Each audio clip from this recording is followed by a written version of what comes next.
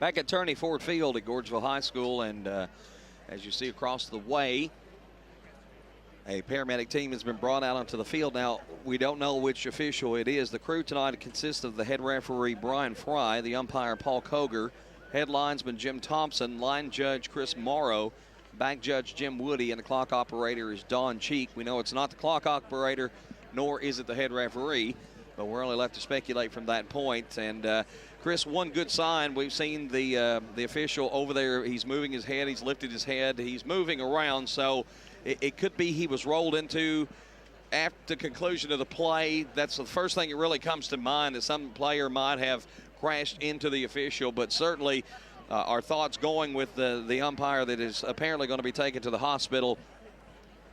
And we may go back and see if we can take a look at the last play and see if we can see exactly what happened and where it happened. We'll try to slow it down and toward the conclusion of the play. Well, Tom, it's going to happen on that far sideline. As you'll see Watson going. Is that him trailing to 45 now? Right there. He just slipped. Yep.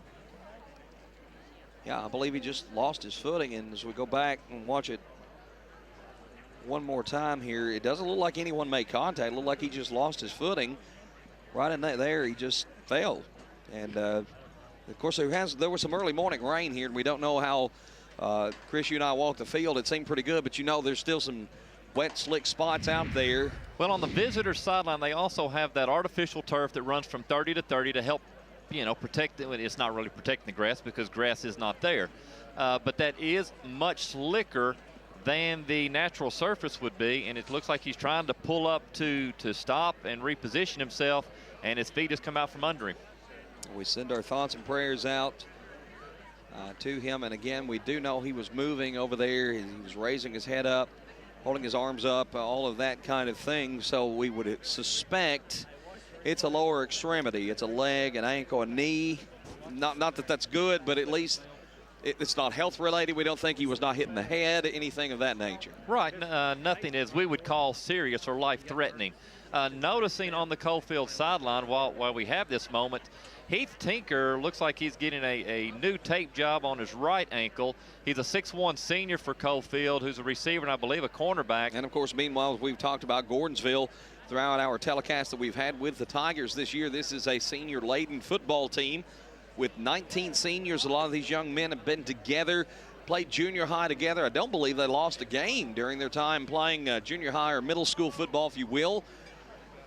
And certainly have had a great career at Gordonsville High School. And nice round of applause from the crowd as the official being helped off onto the field. Now, one thing, Coach, that I asked you off air while we were waiting to see what would transpire, what happens in terms of officials? We don't know if there is a backup official.